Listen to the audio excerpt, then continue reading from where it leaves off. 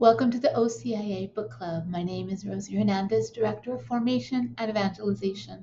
I'm reading and breaking down each part of the newly translated Order of Christian Initiation of Adults, reviewing the content and all the important elements. And today we are doing episode 8 and we're looking at the Rite of Sending. That extends from numbers 106 to number 117. So the rite of sending is an optional rite, and it's the rite that's used for sending the catechumens to the bishop for the rite of election. If you are not sending any catechumens to the bishop and instead doing the rite of election at your own parish due to distance or inability to arrive at the location, then you do not do a rite of sending. So this rite is only for when you are sending catechumens to the bishop for election. And again, it is an optional rite. And that is stated in number 106. Number 107 tells us that within the parish, when we get to this rite of sending, a preliminary judgment needs to be made on the catechumen's progress. Remember that progress as we go from stage to stage in the process does not depend only on time. It must depend on discernment and maturity and the level at which each person is. And so there needs to be a time of discernment to make sure and do that preliminary judgment together with the catechumen to make sure he or she is ready to move forward. This rite also offers the community the opportunity to give their approval, give their help, give their prayers to the catechumens and send them forth with the full support of the community. And so the team and or the pastor needs to do this discernment in order to present them to the community and say, basically, we've vetted them, they're ready, are you willing to support them? And then hopefully the community then says, yes, we are. Number 108 tells us that it is to be celebrated in the church at a suitable time prior to election.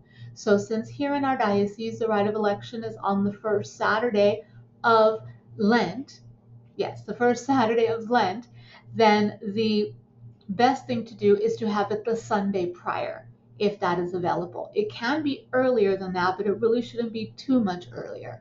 So usually the week before is a good time to have it. 109 tells us that after the homily at the celebration of the word or mass is when this rite is done. So you don't have to have it at a mass. It can be at a celebration of the word. But remember, the community does need to be represented. So you can't just have it privately. The best time to have it, of course, is at a Sunday Mass where the assembly is present. Number 110 tells us that we can do a combined rite with the candidates, and it does exist in the appendix. In Appendix 1, Part 2, you do have a combined rite of sending. However, in our diocese, we only have a rite of election with the bishop, not a rite of the call to continuing conversion. Therefore, there should not be a combined rite because you don't send the candidates to the bishop here.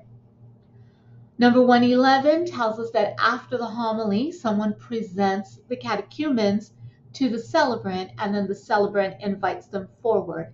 Now, the person presenting can be the deacon, can be another priest, or it can be the director or one of the catechists of the OCIA process. So it really doesn't delineate. Well, it says it could pretty much be anyone, but it really should be someone representing the team, someone that has worked with the catechumens in one way or another.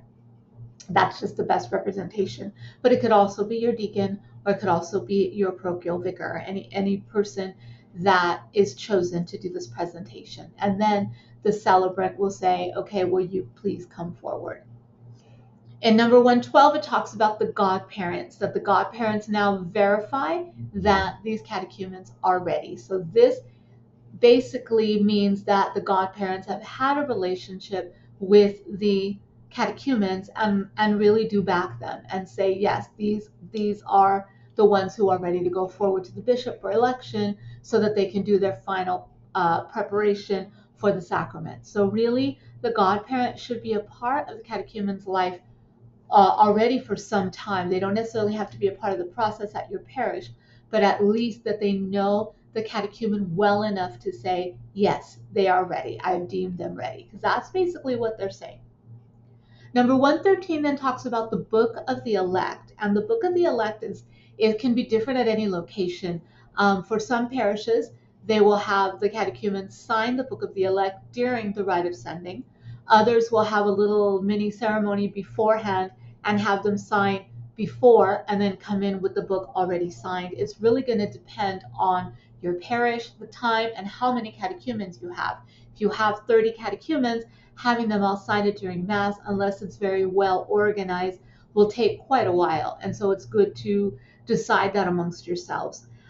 If you decide to have it at a separate time before election or before sending even, then again, it should be well organized and not just somebody standing in the parking lot saying, hey, come and sign the book, but really to prepare it in a way that it means something, that they understand what it means.